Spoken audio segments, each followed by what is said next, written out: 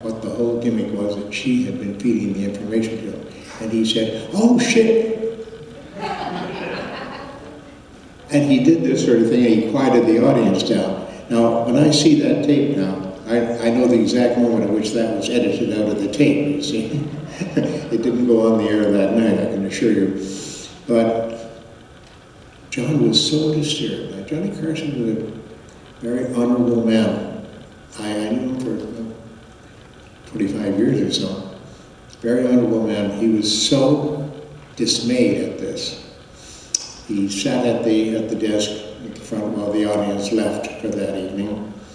And Fred DeCarter, his producer, came over to the table and said, "John, we're going to get letters." And John looked up at him and said, "Yes, Fred, and you're going to answer." Well, the reaction was very heavy from the audience. The newspapers featured it the next day. And you'd think that Popoff would be out of business. He's not. Well, that was many years ago. And Johnny Carson died some years back. I'm sort of grateful for one thing, though. He never lived long enough to know that in 1998, the Reverend Peter Popoff made $1 million more than the year in which we exposed him on the Johnny Carson show as an utter fake. He made $10 million that year, plus this additional $1 million over what he made that previous year. Incredible. There is no handling these unsinkable rubber ducks. People don't listen. We exposed him as a total, outright fake, a liar, a cheat, using technical means to fool people into thinking that he was listening to the voice of God, who revealed all these things to him. That's what we're up against, folks. That's what we're up against. People who surround us, people that we know and love, our neighbors and our family in many cases, they just don't listen. They will not learn from an example such as that. When Johnny Carson and I exposed Peter Popoff as a total fake, a crook, a criminal, that went right over their heads. And Peter Popoff today is still alive and well on one of the entertainment networks. He still runs his show. I don't think he's probably using the same gimmick. I'm sure he has many other ways of doing it. But that's what we're up against. You cannot sink these unsinkable rubber ducks. Misinformation. Well, look at Google. Everyone says, "Oh, Google knows everything." Google makes a lot of mistakes as well. So does Wikipedia. Wikipedia at least has the good common sense to have something on the screen saying, you can make corrections to this posting if you wish. And we will consider it and research it, find out whether it's correct or not. They correct themselves as they go along. Google is a little more careless than that in some ways, though they try very hard to present the right information to you. The media, in some ways, is your friend, but it can be your enemy as well. Because the media doesn't really care whether something is true. All they want to do is get another 5 minutes to fit into the TV newscast that night, or another column on the front page of the newspaper. The advertiser will pay the same amount of money. In fact, they will pay more if the stories are garish enough, and they just don't care whether it's true or not. Now, I saw the Today Show this morning. Maybe some of you did too. I watch it just about every morning. They made a horrific mistake. This is not the subject we're dealing with right now, but I think it's sufficient that you should know about it. They made a scientific statement on that program, and I sat there glued to the screen saying, they're going to correct it any minute at all, aren't they? But they did not. They made a statement of misfact about scientific principles. It was absolutely wrong. I immediately ran upstairs to the computer and I fired off a letter. Whether it'll ever get paid any attention to, I just don't know. I think not. because they got a good, sensational item out of it, and that's all they want. They don't really care whether or not it's true. Now, there are exceptions to that, of course, or we wouldn't have much dependence on or much faith in the media in general. I'm glad that there are exceptions. My friend Andy Mooney, who competed with me on eyebrows, as you might have guessed, is no longer with us. He's a good friend. I spent quite a bit of time with Andy from time to time. He was one of those who took no nonsense from anyone. No nonsense whatsoever. He sat there and he bristled his eyebrows at people and he challenged them to challenge him on what he had just finished saying. We need more people like that in the media, people who are not afraid to speak out.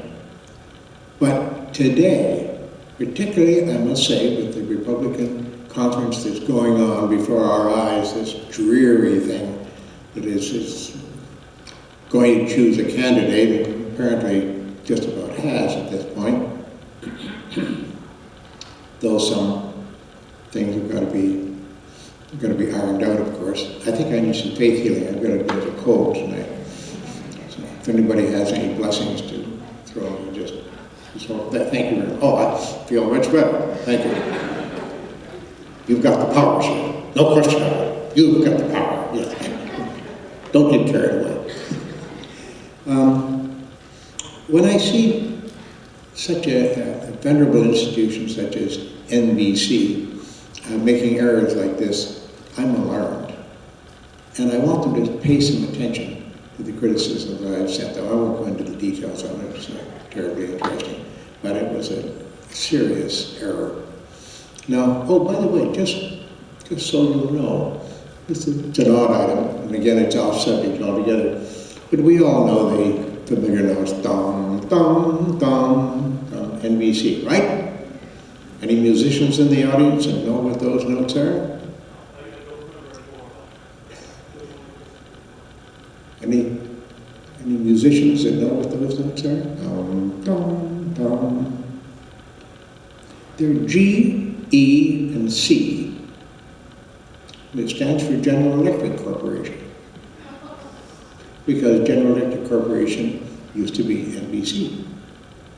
NBC, pardon me, used to be General Electric Corporation, wrong way around. And that's what those notes are. So you can win bar bets now. I tell you, the beer is just flowing your way. There's no question about it. Just challenge anybody and tell you what that's all about.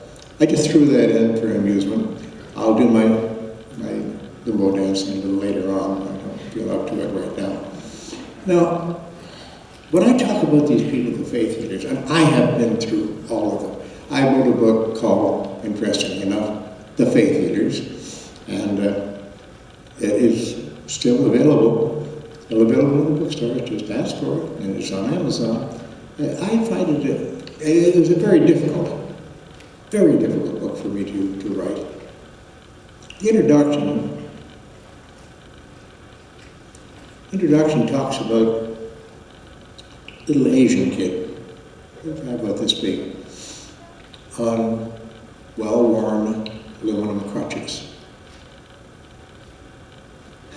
I came upon him in a crowd of people lined up to go in to see W.V. Grant, one of the other figures in this profession. And I had a camera crew with me. They were sort of in the background, but they were filming me. And I stepped up to the little kid and I said, are you here to be healed today? He broke out in a big smile and he says, yes, I'm going to be healed here by Reverend Grant. And his parents spoke up and Father said, yes, we drove 600 miles to get here. We tried before, but Reverend Grant never calls us up front. And we're going to make it this time. I said, well, congratulations. And I turned away. I broke down. I broke down completely, and I just signaled to the film crew, go. Don't do this, because I I was overcome by the fact that this kid is going to be disappointed. And later on, after the service, film crew and I went outside to talk to people who were coming out of it. And some of them were walking along and snapping their fingers and yelling, hallelujah. Oh, I know that I've been blessed and such. And we saw the little kid.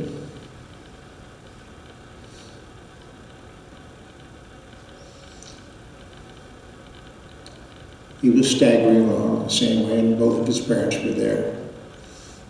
And they were in tears because he hadn't gotten anywhere near the lectern to be healed. That's the kind of thing that I'm fighting against. It's the kind of thing that you should take to heart, ladies and gentlemen. This is a cruel, heartless racket that these people have going. The so-called healers out there. And the people who can give advice. And they do. They give financial advice. They give medicinal advice. They're not allowed to by law. But the law will not touch them. Because these are ministers, well, we can't touch them. No, they're holy people. That's all summed up in one word. Bullshit. That's the only word I can think of. You've seen bullshit on TV, the Penn and Teller show, I'm sure many of you have. I'm responsible for that because I introduced Penn to Teller many years ago in Philadelphia.